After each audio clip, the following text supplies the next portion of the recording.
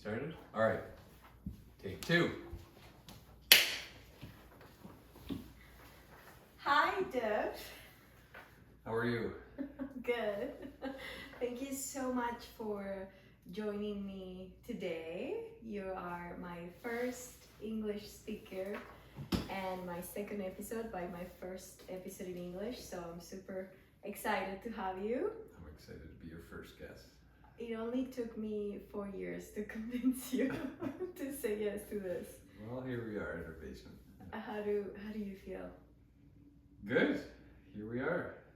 Here we are. Yeah, awesome. Well, for those who don't know me or my husband, I'm Camila. This is Finding Her, the podcast. And this is a podcast created for all those women who feel maybe stuck or frustrated or disconnected from the life they truly want. And if you feel like you're ready or you have been thinking of how to overcome all those limiting beliefs and those struggles, step into your power and create a life that's aligned with your dreams, this is the podcast for you. And in each episode, I want to share real, raw stories, actionable strategies, powerful insights to help you rediscover your authentic self and embrace love and step boldly into your purpose. And today's episode is all about my story from all those years of self-doubt into my purpose. And I decided that I needed to bring Dev, who's my husband, best friend, and everything for me for the last 10 years. And he's witnessed every single stage of my life for the last 10 years or so. And I thought it was very important for me to bring someone who kind of speak about my journey from the lenses of an external view. And since he's not only my husband but also my best friend, we can chat about maybe identity loss, love, limiting beliefs, and ultimately how the hell I found myself in this place of purpose, passion, and drive. How does that sound, Dev? That sounds good. Okay, awesome. So let's get started. I'm very excited because today we are in our house, which is insane for me to say.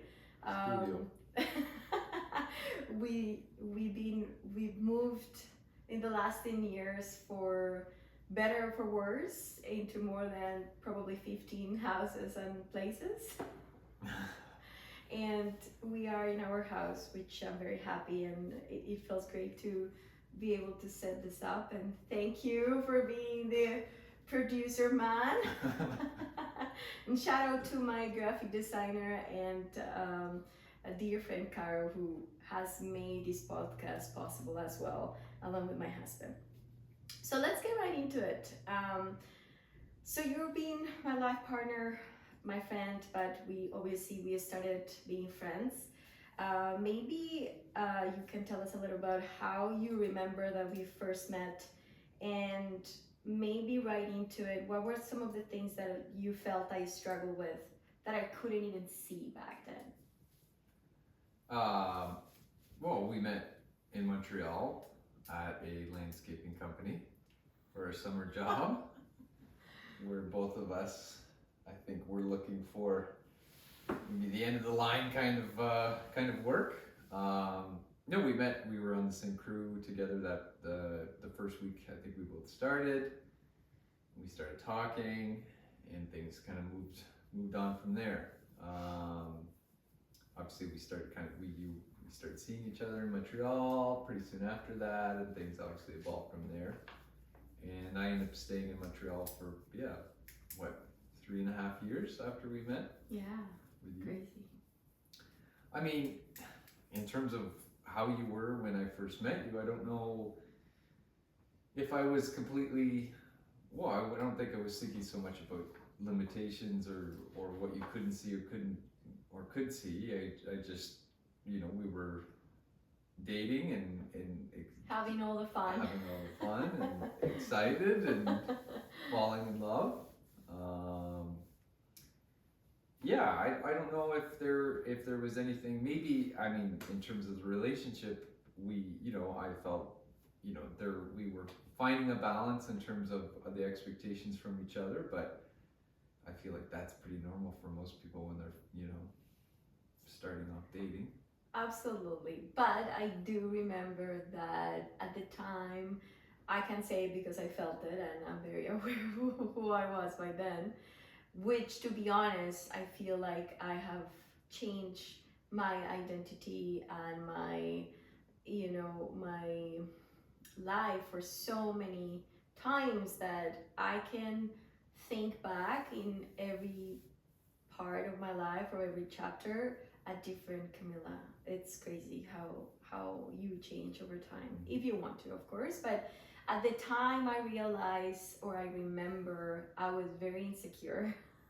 So I was, from the moment I met you, I was like, there's no way this guy can look at me. And I thought, okay, the most we will ever be would be friends, because there's no way this handsome man that I liked as soon as I saw, he could see me beyond a fluorescent uniform. And I still have the picture of you. Unfortunately, we haven't burned that, and it's dangerous, but yes.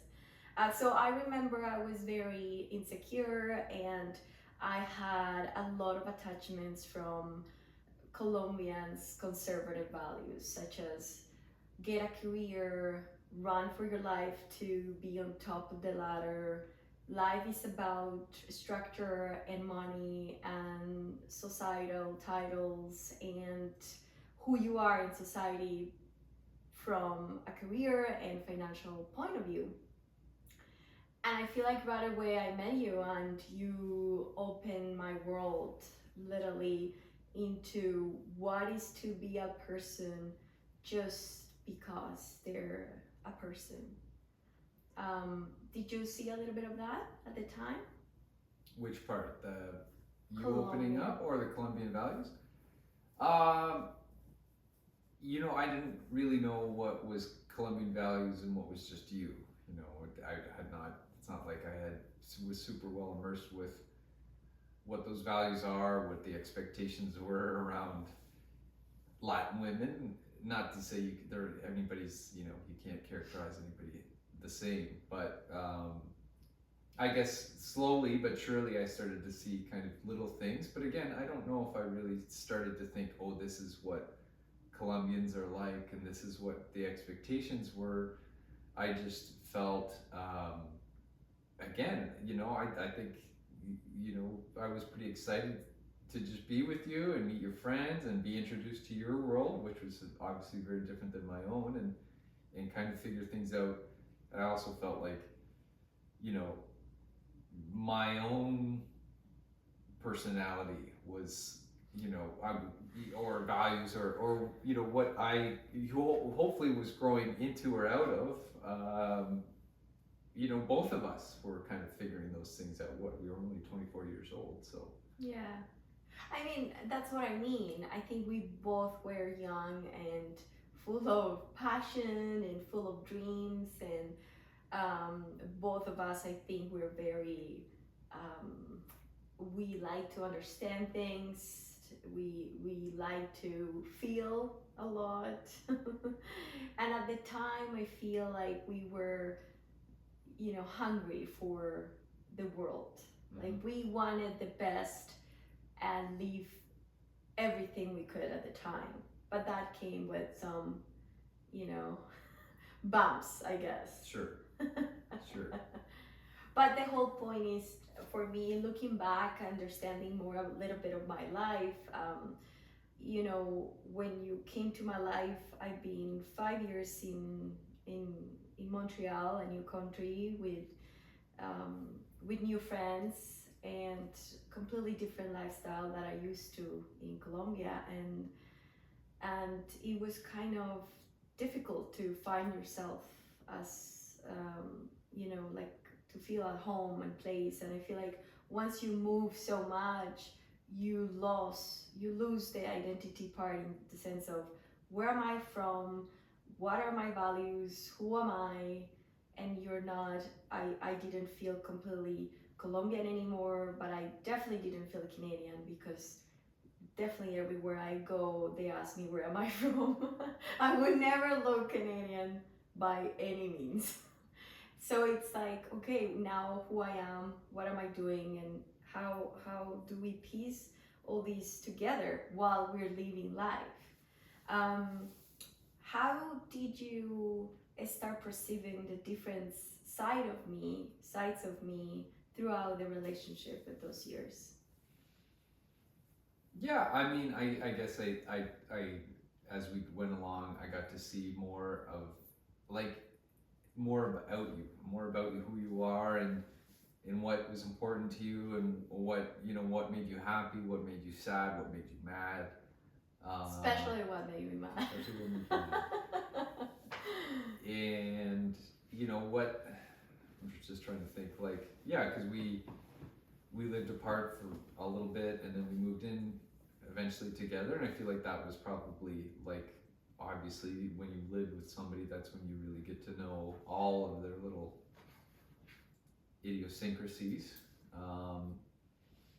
But I feel like, yeah, maybe you told me that you used to be shy at in university, not really answering anything in classes, or being kind of trying to hide a little bit, even though, a lot. Well, a lot, I guess. Not that I was in classes with you, but I think, I kind of wondered about that, but I kind of chalked it up to, maybe you were nervous about your accent, or again being at the center of attention in a big class, which I didn't think was that strange. It's not like I felt myself like I wanted to be, I don't think I was answering questions in my own university classes in front of 200 to 300 people. I wasn't jumping up to do that. So again, I didn't think that was that strange. But then when you finished your undergraduate degree and you went on to your postgrad, I saw you do the Toastmasters course, and then I could see that really meant a lot to you, in the sense that you were obviously doing it to push yourself out of your comfort zone, but more push yourself into something that seemingly you wanted to get past that part, the shyness, or maybe, I guess there's maybe some insecurity behind that, I don't know, but you jumped into that pretty, head first. Yeah, that's true. And I didn't even think about that. I tell people right now who just meet me, and I say or share how shy, insecure I was, not only public speaking, but literally every social encounter that was English or French. Like, I feel like in Spanish, I always been these. Yeah, Spanish is different. Like, I feel like I have 3 personalities, and you've seen them all because you've been with me in all those kind of phases. But for English and French, for the longest time, I didn't want anyone to hear me. I didn't want to ask anything to the professors, and it was a really sad side of me because Spill it all on myself. I spilled the coffee on the clean floor.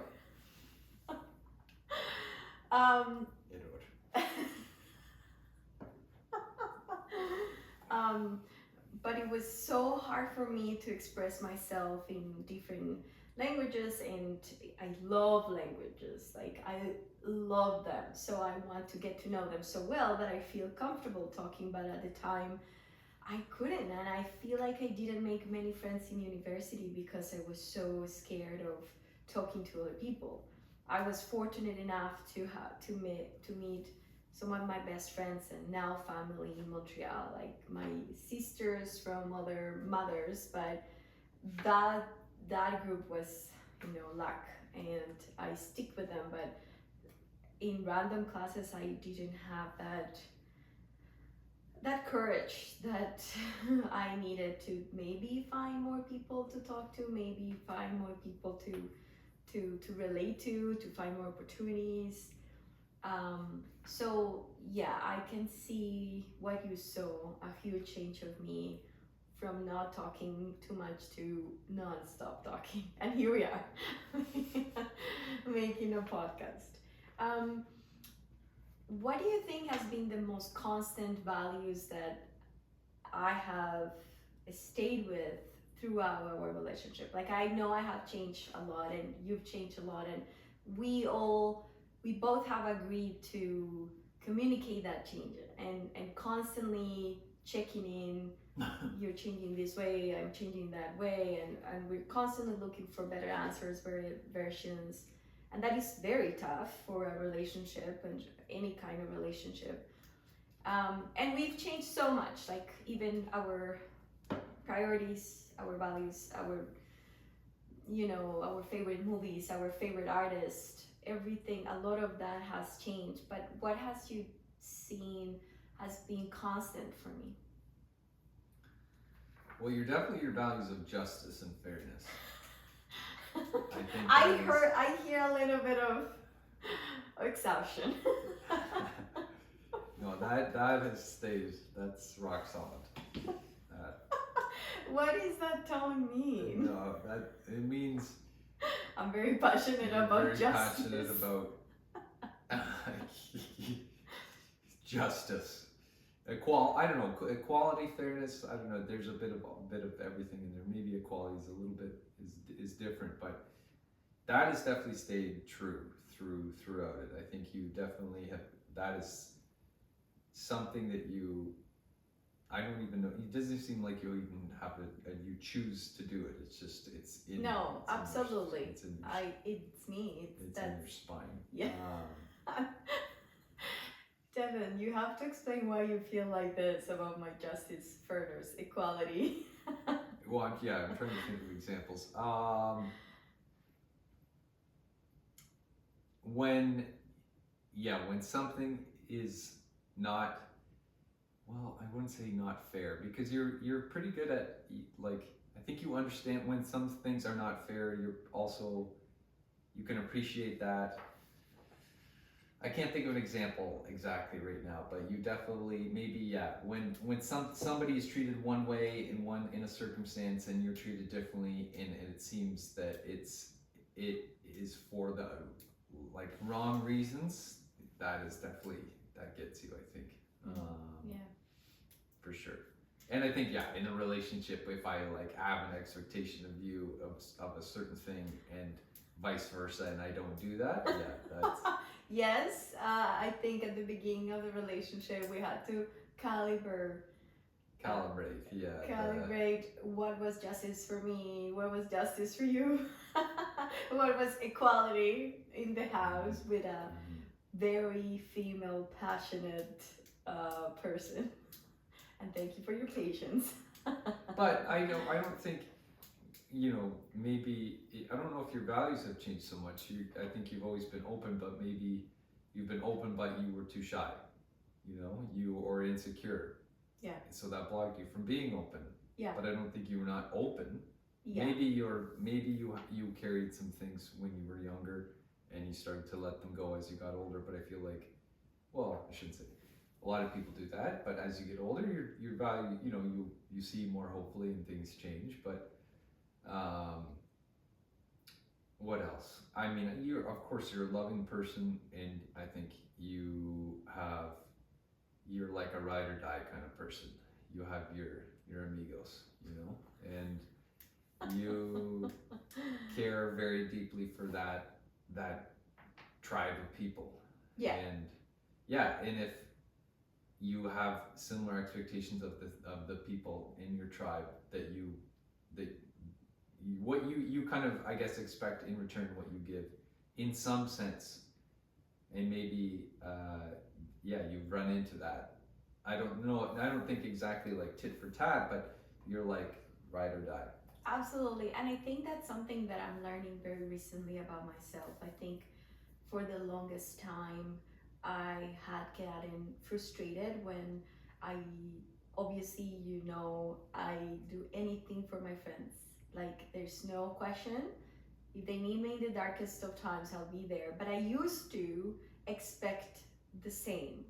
And I think that was a huge mistake that cost me friendships, cost me relationships, cost me problems in in my career, professionally, personally, emotionally, because I think my sense of justice and fairness was kind of entangled in, okay, if I give 20, people should give 20. And then I think the last 3 years that I've gone through so much therapy and coaching and trying to find myself in the weeds and learning the hardest way, which is by making every single mistake possible, I realized, like, wait a minute, I shouldn't expect anything. My mistake was about expecting, let's say, my best friend doing something that I would have done for her or for him.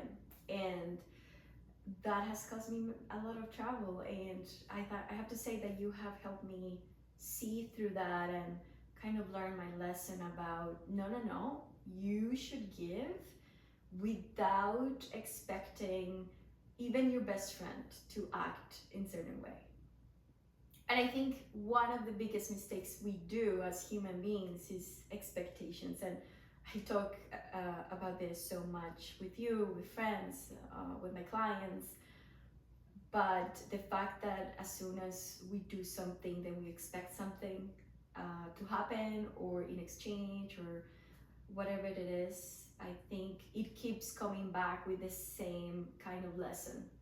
You're gonna be disappointed as much as you keep waiting for that action that you cannot control.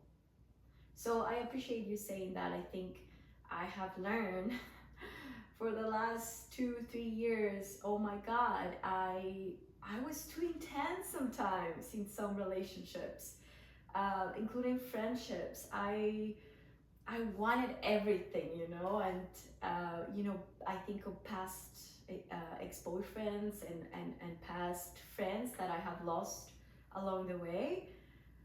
I was so rigid, like, or even I remember university homework.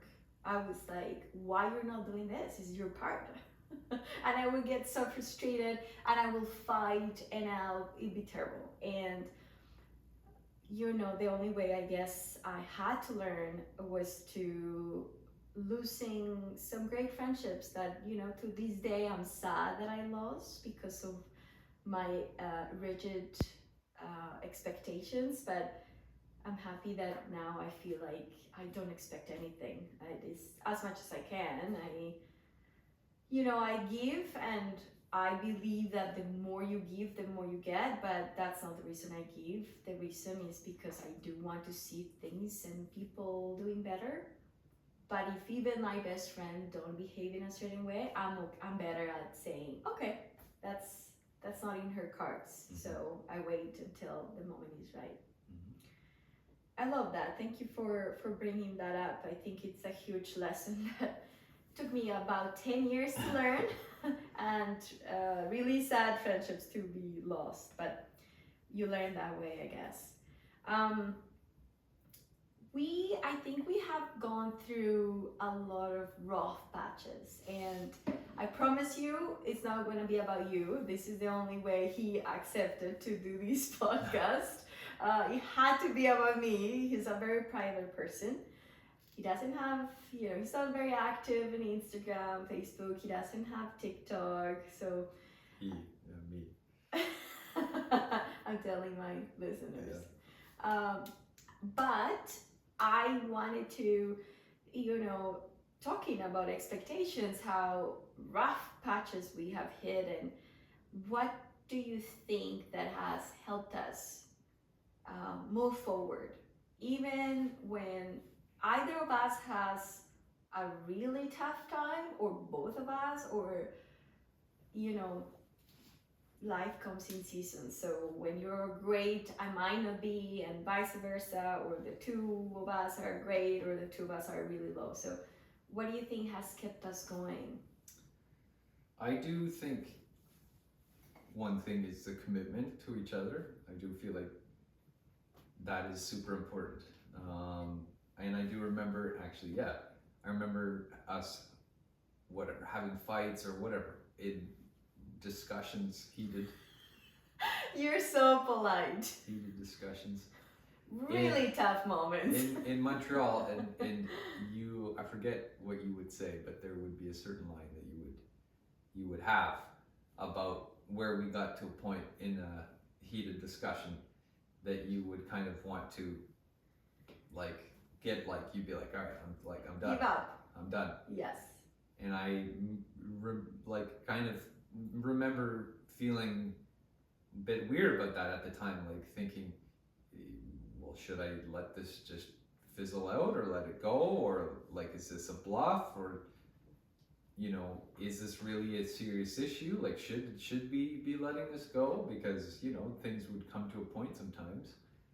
And I remember talking to you, but then we would keep seemingly, I guess, make progress forwards, and I would ask you like, why do you do that? Like why do you have to bring it to like an ultimatum, like I'm leaving kind of thing? Or I forget what you would say, but you generally there'd be suitcases involved, and I'm a very dramatic person. well, and I wondered whether that was all drama, but you seem pretty serious about it. But and it did bug me at the time, because in my mind, I felt, me, and I mean, this is again, maybe my error is kind of like I did recognize like a going down with the ship kind of attitude. It's like, no, I'm in this thing right to the end. But I started to realize, like, no, there obviously there's faults to that style of thinking, but at least I was thinking at the time, like, is this a real issue? Are these real issues that we cannot negotiate on, or we cannot come to an understanding on? And sometimes there are obviously are non-negotiables, but we were, again, still pretty young, I didn't even really know what mine were at that point. Or, and we were figuring those out. But I guess I started to realize, like, what, are we committed to this thing or not? And you kind of took some time, and not to say that I was the the all-knowing wise one in that. I just, maybe my fault was the opposite of yours. It's like, no, I'm in this thing. And I think we came to somehow meet in the middle somewhere. I think I learned to maybe like, okay, where should I stop, and maybe and where to bring you in, like where to meet. And I think we figured that out, the two of us. And what was it? Now I forgot the initial question, but I think that has been a huge point of growth for, I guess, both of us. And what carried us through is that commitment of being like, no, where do we stop this thing if we feel like if we literally can't get past this point? And I feel like that commitment, right back to whatever year, 1.5, carried us through. I do think both of us realized that you, in different ways, obviously, you've made sacrifices, and so have I, but, and there've been tough ones, that, do you love the person? Do you want to be with them? Are there serious errors in the person that are gonna sink the ship? And if so, like, can you fix those? If not, what do you do? And I think we both had issues, or things that could have definitely be better. Lots of issues I have. And that everybody does, including myself, obviously. But we, I think, slowly started chipping away at those, with that idea of being like, okay, I always kind of felt like I'm doing this because I want things to be better, but I'm also doing it in the sense of trying to improve the relationship.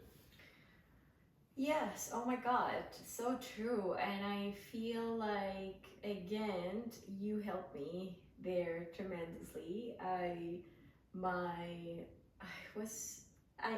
know I am still stubborn, and I'm still opinionated, but I was worse. And at the time, I feel like in my it took me so many years to trust men again. Like, you taught me that it was possible to trust a guy again, but it was so hard at the beginning for me. I was coming from a terrible divorce, horrible, toxic, abusive relationship, immature, like it was rough, and I was very young, very immature, didn't know what was anything. And then you're right. I think you helped me kind of shape my new meaning of commitment and communication and opening up to the reality that is a relationship. And here I am again with my expectations of a romantic relationship that shouldn't have issues. And again, you came to the to the rescue and helped me see, hey, no, we are okay, and we're gonna fight, and we're gonna have disagreements, and we're gonna hit some complicated roadblocks that will make our relationship either stronger or it's gonna break it. But if we both want it to work, it's possible. And I didn't think it was possible. I think and again, how we women, especially in Latin America, we raised to believe that it should be a perfect relationship. I don't know if it's South America, to be honest. I feel like I know people from all over that thinks that, they don't talk about anything wrong in the relationship because they think that should be the case. There's nothing wrong. But we have had so many issues throughout the 10 years. And I would agree with you. The commitment has helped us, but also I think the willingness to have the most difficult, painful conversations. I guess, yeah. I mean, it's hard because in some sense you do live in a bit of a vacuum when you're in a relationship. It's not like I can see what happens in other people's relationships. And obviously lots of people are still together that we have met back then. So I assume that probably is an essential ingredient to move forward. It's so tough though, because those discussions are so difficult, and it's easier to ignore it. It's easier to say, you know what, let's put it under the rug, let's not deal with that, maybe 10 years. Maybe 25 years. 25 years. But then I think those complicated, heartbreaking sometimes conversations have made us know different sides of ourselves that I don't think we would have accessed otherwise. I agree. Well, that's good. That's awesome. I don't only want to talk about the negative things, but I do want to highlight the issues, because the idea of finding her is to normalize problems and normalize the good and bad, because I feel like we live in a time where, Instagram and social media, it's about the perfect picture, about the perfect couple, the perfect wedding, the perfect friend. And when you talk to people, nothing is going like it shows in the pictures, right? So I don't mean to sound negative, but I do want to help women and people understand that you can be so happy no matter how many problems you have. What do you think of that? Yeah, I mean, it's not to pick that apart, but I do feel like you can be happy with problems. I mean, obviously, but what are the problems? Like, some, they're not all equal, obviously, but sure, there's definitely something to be said for perspective. Yeah, and I feel like the hardest moments in my life have unlocked a new weird sense of myself. It's so weird because it's so painful when you're going through. Like, you're on the floor, you're crying. Picture this. I've been there so many times. you feel lost, you don't know what to do in your life, you made either a huge mistake or someone hurt you tremendously, and somehow you keep going. And I have had my fair share of pain and suffering and issues, and I just sometimes it's tough to go back to those times, and I wish I could go back and tell myself it's okay, like it's okay to cry, it's okay to be on the floor, but you're gonna get over this. If you keep pushing a little bit, like one step at a time, maybe you discover something you needed to learn on this journey. Mm-hmm. So we've gone through so many things. I'm interested in knowing from you, what have you learned about love, identity, and healing from being on this journey with me? Love, identity, and Healing. Love. I mean, I don't want to say, I don't want to, maybe it's because it's just top of mind, but yeah, love, there is a huge component of it that is commitment, you know, but I also do feel like, yes, there's the hard moments, and you know, everybody says like in a marriage you're gonna have your ups and downs, and like that's just You're so boring with those things, eh? And then we no, have... I just think of, you know, 10,000 wedding speeches I've heard from people, and yeah, you're gonna have ups and downs, yeah. And you Wow. do, but no, but I mean, it like, I don't know, it makes it so soft in a sense when they say that. When you're in it, you feel like, you know, cripes.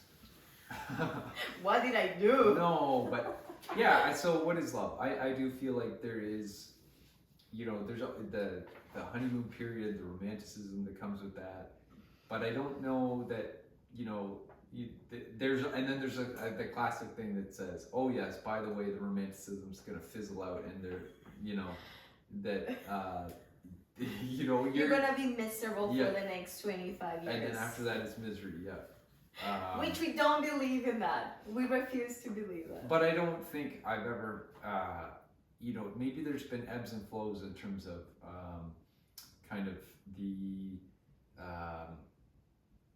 I guess kind of the actual, like, what we're doing in terms of, you know, whether it's going on dates, we, you know, we have more of those, we have less of those, depending on kind of the time, what's going on. But I don't know, for me, I've always felt like the feeling I have for you has been consistent, and I do think that has been something that I consult when I'm in the downs that are always spoken about. Lots of those. Yeah, no, but not, kidding. That it is, I consult that, and I'm like, is that feeling still there? Because if it wasn't, I would really start to wonder about things, and it's been there, which makes me think, okay, this is worth pursuing, this is worth being with you. And maybe that sounds very, I don't know, hardly rational, but it isn't. It's very emotional, and I feel like it's that spark, the fire that, you know, that keeps things moving forward, that it has been there. So that's what I've learned about love, that for me, that if that's not there, then I would start to really question things in terms of love. Identity. Well, yeah, identity is a huge, in terms of each of us. Like, obviously that is, what is your identity? Not to get too crazy with that, but we can get pretty philosophical sometimes, especially at 10 p.m. from Monday to Friday. Yeah. So we're the real the real juices are flowing.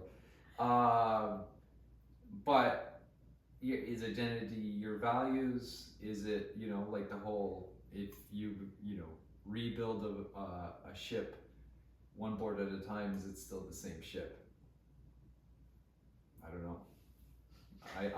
But yes, you can be very philosophical. I love No, that. but I love it. I'm not trying. That's But not. let's say if identity is defined by the set of values, principle, and essence that you carry through life, we know those change with time.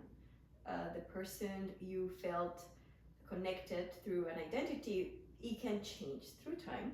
Absolutely. Yes. You can change identity through your life, and you should, in my opinion. So what have you learned about it? Maybe then I change the question into the evolution of identity. Because I do feel, I agree that your values, maybe your values may change or grow, or you add on to them. Some of them you leave behind. Again, making the assumption that your values are somewhat positive things, that you're not having to carry or negative values, but yeah, they change, and then you're with your partner, and I think there is some sense of renegotiation, even with yourself, to say, do I still like this value? Is this something that I like in the other person? Because say, if all of a sudden your value becomes, number one is adventure and mine is whatever, balance or consistency, then we're going to probably run into a bit of issues. And you have to be willing to kind of go with that with the other person. Again, in whether it is actual renegotiating, like speaking about it, or whether it's just something that you kind of accept within yourself. But that is also something I think about a lot. Is and maybe it's over dramatized in movies where you see the classic, somebody to have kids, and then it's like they hit a point in their relationship where all of a sudden they're getting divorced because there's a massive change in values, and sometimes you see them coming back together and be like, oh wow, I really like this new value, it just didn't see where it caught me off guard at first. But anyways, I think that there comes being aware of that, being willing to accept it, and again checking in with your own system and your own values. Be like, am I cool with this? Am I good with where this is going? Because you have to be, or you have to figure out where the compromise is. Not to say if you want to adventure all the time and I don't have that sense, or vice versa. Where can we meet in the middle? And again, can we meet in the middle? And that may change, but I think with a little bit of, hopefully, ingenuity, you find solutions to figure that out. Like say, okay, you need a trip to go somewhere crazy once a year and I'm not into that. Well, rock and roll, do it, or whatever. Again, vice versa. But I do think, in terms of identity, there is constant renegotiation. Yeah. And in terms of healing, I think that it's about letting go of the things that are not serving you in the past and hopefully replacing them with things that do. And hopefully that is, healing. It sounds nice, but... oh man, it's hard. Well, think of a wound, something had to cause the wound, Wow, that's so deep. Well, no, it is deep, I swear. I just feel like with that, there's some pain, and sometimes that, like even my own life, I just think, or between the two of us, that healing can be tough. Obviously, it sounds all good and nice, and hopefully it turns into something positive. But I do think it is tough. It's so tough, and I think and I don't think I naively used to think like healing and peace, it's like that sounds so nice. Hope you're seeing his faces, right? Yeah, that like those things would just take care of themselves, not realizing that healing may mean really having to commit to certain things, in about who you are, who your life, what your choices are, your personal commitments every day to make those things happen. Well, absolutely. I feel like the problem with healing and the misconception of healing is that, we hear so many people talking nowadays, but healing doesn't mean an easy thing to do. You stick to your guns and you keep doing things that don't serve you because they protect you somehow. Because they've been there to protect you, to make you feel safe, comfortable. to ignore what truly is there, to see the past or the trauma or your vices or whatever it is. Healing means you need to look at them in the eye and say, okay, let's have a talk, and what is this about? And I can think of what, for both of us, so many times that we have chosen healing that has brought up so much pain. And when I see on my line of work when coaching, like, it's the hardest way to go for anyone, because why do you want me to go to an uncomfortable place if I'm cozy in my comfort zone? I know it hurts me, whether it's binge eating, whether it's smoking, whether it's, drinking, whether it's anxiety, whether it's whatever it is. The middle two sounded all right. But whatever it is, it's what it has saved you maybe at some points. And it feels so counterproductive to say, oh yeah, I go to healing, but I have to open these wounds that I wear with like my bandages and protected and well, look to the darkest part of the woods kind of thing. Absolutely. So I think healing is a tough, but I agree with you when you said yes. I think if you go through that pain, you're just going to become better. And I'm gonna dare to say that if we haven't had chosen healing over and over, I don't think we would be in the place we are right now. I agree, but I do think that is the other part that I didn't understand, is that like you may, the things that you may leave behind in your quest to be better may also sink you. So you have, like, there is some, I don't know what the right word is, caution to be had there, because if you find out that that you want to heal yourself, but most of it is bad habits or trauma that you haven't dealt with, and you're worried about what's left, it's tough. And I'm not saying so much for myself, but I've thought about that a lot, of like, yeah. Do you think it's worth it? I do think it's worth it.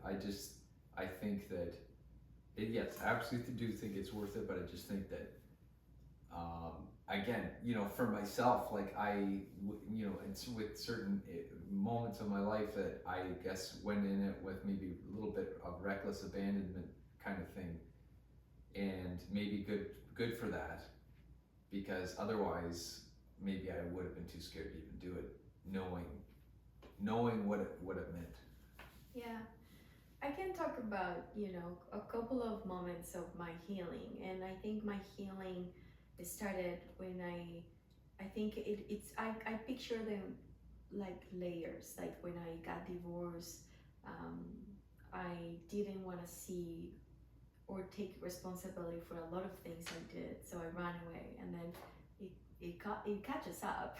You cannot run away from your issues, and then I had to face tough times there, and then I got diagnosed with a chronic illness, and that rocked my world, and that made me realize that I had no self-worth, that I didn't have self-esteem, that I never learned how to truly be myself, that I was struggling with self-love, about forgiveness, not only to myself but to many people around me, and it took me, well, I mean, it's taking me, I don't think I'm perfect by any means, but I can go back to the last 6 years that they have been extremely transformative for me. And the hardest times for me, it's been when I had to take responsibility for things that I've done, and somehow that has been the most healing thing.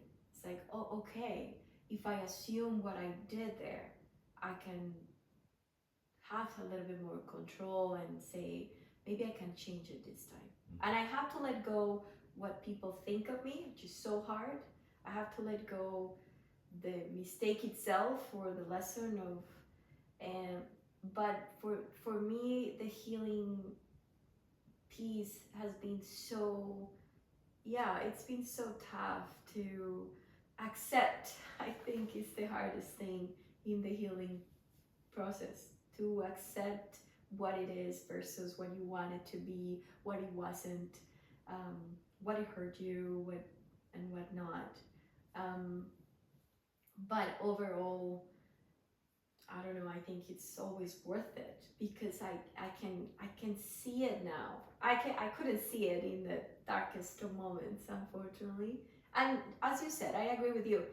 It can cost you your relationship, because yeah, it's very tough. It can cost you your job. It can cost you, yeah. What are you willing to give up basically to discover and unlock the best version of yourself, right?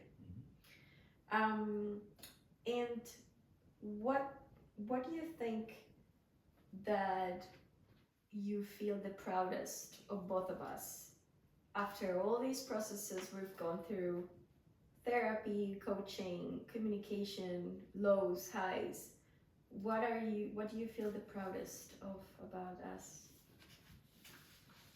Well, that we're still here, I do think that commitment is what has carried us through with other things, obviously, but I think that is a testament to, I guess, what we both signed up for. I don't know, or we're willing to go to the lengths that we're willing to go to, I guess. And I guess there's more, and we could, we could be committed and be miserable, I guess, that could easily, and just keep the ship moving, but just, no wind behind it kind of thing. But no. Obviously that's, I think that's a non-negotiable for us.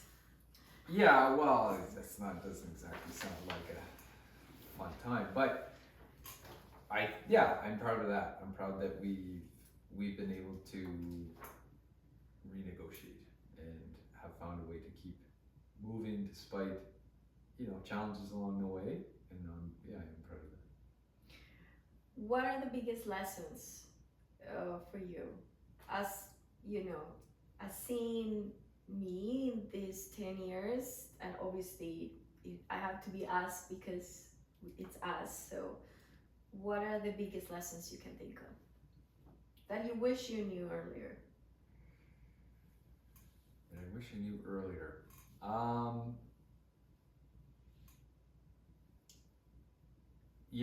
I guess, something along the lines of like, just start. Don't think about, this is more for me, but it's like, just start whatever it is you're going to start. If it is, you want to improve this component of your relationship, of your life, just start. And I think I used to be paralyzed about thinking about the 4,000 options about how to start or where it would end up in the middle and every component in between, and realizing that it's never going to go the way you plan anyways. You might as well just start, and it's probably going to suck in certain things, but you'll, one day at a time, hopefully it gets easier, and you learn more about whatever that is. That's a giant generalization of a lot of things, but I just think that for myself, like, it's a little bit almost arrogant to think of like, yeah, I think this is the way it's gonna go. Nothing has never gone the way that I think it's gonna go. Never. So, any plan. But I used to be a little bit like, feel like a pretty, confident in predictions. Well, maybe it didn't. I don't know. That's the thing, because I just sit there and overthink it. But yeah, just start. And yeah, I don't know. Like, there's something to commitment. I don't want to say pair it with grit, because that sounds like it's like a trudge, But it's like a romantic grit, if you can call it that. This is a new concept. Yeah, I love it. That Go on. of thinking about like, what's at stake. What do you think? Like don't think that this isn't valuable. Like there's just like, the grass is always greener. I'm not saying in the sense of a person or a, traits necessarily, but just like you can apply that concept to even the smallest things. And it's like, oh, well, if this wasn't the case, then maybe that would be, that better thing. And I don't think that's not ever true, but I just think sometimes like that can be a problem. And just, again, to value what you have, I guess, be grateful. That helps. Let's say a person is completely stuck, paralyzed. They don't know what to do. They feel shitty, miserable. They know that there are a lot of shadows. What do you think is the best way to get them started? As you said, like, okay, start, but what would you think is the first baby step that can be like super useful for them? Pick something small. And just start with that. Once you figure that out, go to something maybe a little bit bigger. Because it is appealing to think like, yeah, I'm gonna go after the giant thing that I've been worried about or whatever. And like, if you feel like you can tackle that, rock and roll, go for it. But sometimes I think there is something to be said for at least getting the ball rolling, getting some momentum and feeling like, okay, I got a little win there. Okay, yeah. and just finding a little bit of confidence in that, and then taking it and going on to the next thing and the next thing and the next thing. I love that, and do it 20 million times, because that is that. If you do those baby steps every day for a year, you're not going to be in the same place, no matter what. Start smoking one cigarette, then you next day 2. 1 pack, 2 packs. Start small. Start small, always. Purpose has been a constant in our lives, and not only for us, but I think it's a pressure point for a lot of our generation and next generation. And I used to think, mistakenly, I think, that everyone should leave their passion and leave everything behind. Obviously, life has taught me that it's not about finding a job that is your passion and then you're done and then you're leaving your purpose. Through time, I have learned that purpose can be so many different things, and it doesn't have to be extreme, and it doesn't have to be your job, and it doesn't have to be impossible or changing the world. How has your idea of purpose changed, and where are you at that on that? Yeah, I agree that I used to be, again, naive, that it's like, if the purpose isn't the most highly elevated thing, then what are you doing? Yeah. And I feel like it's almost embarrassing to think of like that, but yeah. I still have my moments like that. But yeah, I don't think purpose is, I don't want to say it's self-defined, but there's definitely, I think, a component to that. I mean, obviously there could be a huge spiritual backbone to that too, depending on. That's another podcast right there. what but purpose, yeah, I think it can be small things, and I think and maybe it can be really big things. Obviously, like maybe it depends on capacity. It depends on so many things, but I think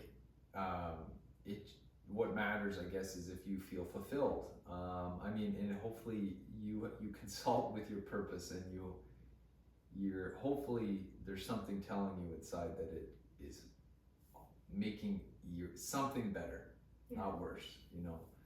I feel like that's I try to think of that because it can be overwhelming to think of, like, feeling like what is my purpose? What's any of our purpose? And I feel like, yeah, if you can find fulfillment in something, even for moments. Absolutely. I think I bring it up because I see the stress and the pressure, and people can be so miserable and sad when they feel they're not living a purposeful life. And I feel for all of them, and I think we both have been there. And I think something that I have to say, I'm proud that we both have talked for the last 10 years. It's an evolving conversation, but the latest I learned is that forget your passion. Just like if you want to think of your job, think about your talent and try different things. If you think about your relationship, what makes you happy? And sometimes we don't even know what makes us happy or what do we want. Purpose can be, as you said, so big or so small, but it doesn't have to mean whatever other people think it is. The way you feel fulfilled, it doesn't need to be how others feel fulfilled. Yeah. I mean, it's like enjoy the process, but the process ends up being the best part. So, absolutely. And I feel like that's also a huge thing to purpose, is that you feel like, okay, my purpose is to whatever, build a company with 10,000 people in it. And then you do that, and then you're lost. Yeah. I say that like I know a bunch of people that have done that. You kind of Yeah, do, they're from all all the lost, books you read and every podcasts one you of them. consume. No, I just think that I again try to remind myself of that, of like that if you have a goal, enjoy it along the way. Because yeah, once you finish it, there is a moment where you feel like you're floundering, and then it's because you maybe failed to think of the overarching kind of objectives or goals and what you're really working towards on a wider spectrum. And not necessarily that it has to be something so cut and dry of like, I want to finish the degree. It can be much more, broad things. But Was that like you felt when you finished your 80-kilometer race? To some degree, yeah, because you spend so much time thinking about it, preparing for it, and then you do it, and you finish it, and almost immediately you go, now what? Almost immediately. I don't know if everyone, but I know you do. Wow. It's like, I'm ready for the 200. You think, yeah. You're on the way home going, well, maybe I could do something longer. Which is a problem, that's the whole point. It's like, okay, relax. You just did a freaking 80-kilometer race. Chill out. Which you cannot, but that's fine. Well, I'm learning. Yeah. And I feel like I'm learning too about enjoying the process. I'm a very driven person, and that comes with a lot of issues because it's hard for me to stop when I'm too passionate, when I love what I do. It's hard to put the brake and take care of myself sometimes, and I'm learning to enjoy more the process, to take it easier, and to break it into smaller steps, I guess. But I have to say that since I've been learning about enjoy the process thing, the last year for me has been truthfully one of the best years of my life. And it started with one of the worst nightmares in my life. And the fact that I'm here sitting with you in our basement in the studio and we've gone through so much pain and so much hardship, and the last year specifically taught me what to do, what not to do, and huge lessons along the way. But I've never enjoyed the process so much how I enjoyed the last year of lessons and learnings. I have to say, I couldn't grasp what people meant by enjoy the process. What it is that, like, no, I want to get into the peak of the mountain kind of thing. And the last year I had to enjoy the process because I had no other option. The other option was to stay crying on the floor. And different process. a process, it doesn't help much for so long. But I have to say that I don't know, I wish we all knew more about that, and maybe we talk about it in another time. But the enjoy the process has taught me how to even to receive good things and positive things and little wins. And I have to say I wouldn't change anything because of that. Of talking about the last year, it's been such a rewarding moment, and I mean, thank you because you've been such an essential part of that year of transformation and so many good things. But to be clear, it started pretty dark. So enjoy the process. I like that, but it's such a hard concept to grasp, especially if you're lost and paralyzed. Mm-hmm. So I think that's when coaching comes handy, like a little bit of direction, a little bit of good questions, a little bit of digging yourself a little bit into maybe questions you don't even know that you needed to ask, right? Mm-hmm. So last question, where do you feel that you want to go now, talking about, all the love and the healing and identity that we have talked about? What do you think is now for you? But if you don't want to share about you, for us, for me, what do you see? Well, I mean, I can't really speak of where you should go, but I mean, as for both of us, I mean, where would I like to see us go? I think honestly, just keep doing what we're doing. I mean, I say that with some sense of like maybe not everything, but I guess at least being open to evolve. Change. But I don't mean to. I don't even want to say that in the sense of like other people aren't doing that, because obviously it's everybody's doing that all the time. But I guess where would I like to see us in 5-10 years is maybe with less and less things holding us back, or less and less things that are personally are in our own way. Yeah. And I don't even really know exactly what those are, but when I do feel them, I know that they're there. Yeah, we feel them for sure.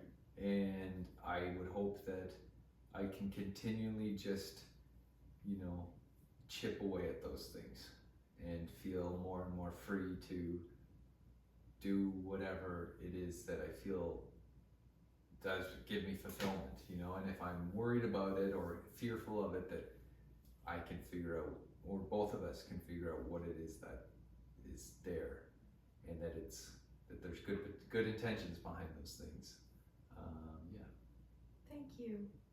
Thank you. That's such a good place to end this, and thank you, Dev, for being my guest, for letting me convince you after so many years of begging you to do this with me.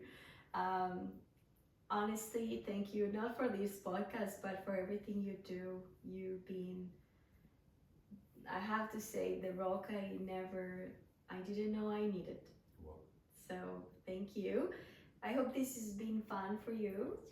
And I hope the listeners remind themselves that they're not alone. Like, we are sharing these things because I want to normalize all the messy things in life, and transformation is messy, beautiful is messy, possible is messy, and I do a lot of coaching and I see it over and over. We not gonna get to the other side by doing the same, and if you're willing to talk and be vulnerable and share raw stuff, you can find a lot of answers. So I appreciate you coming to share a little bit about us, about you, about me. I would love to see some comments and some reflections, maybe with whoever is listening to us. Maybe let us know what did they think of this episode, if it's crazy, or if there's something that they resonated with. Finding Her Podcast, it's a baby podcast, and we hope it grows up, and this is a dream come true. So thanks again, Dev, and thank you for listening.